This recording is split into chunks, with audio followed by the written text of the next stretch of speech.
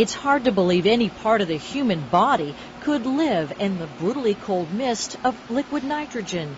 But inside this tube are a Houston woman's eggs, and what doctors here hope will be the first pregnancy in Texas using frozen eggs. Once this is under liquid nitrogen, it can never leave the liquid nitrogen, or the eggs would die. The process of freezing human eggs is tricky, not like sperm or embryos, which have been frozen and thawed for decades.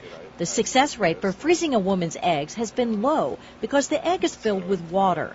When it's frozen, ice crystals form inside the egg and can damage it. Now a new technique can prevent the egg from forming ice crystals. We remove the water from the eggs and we replace it with a cryoprotectant or an antifreeze. Dr. Terry Slinker from the Colorado Center for Reproductive Medicine came to Houston IVF to teach the technique.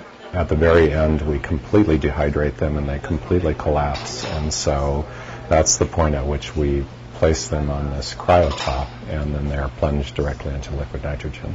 Successfully freezing eggs would allow a young woman with cancer to preserve her eggs before chemotherapy and radiation. Women nearing age 40 could preserve their fertility. And freezing an unfertilized egg avoids the ethical dilemma of freezing an embryo. With this antifreeze method, it's getting easier to do that. The eggs survive very well. They also fertilize and become embryos pretty much like fresh eggs. So it's really revolutionary. The answer may come soon for the first Houston study patient. She hopes her newly frozen eggs will result in a pregnancy. Christy Myers, 13 Health Check.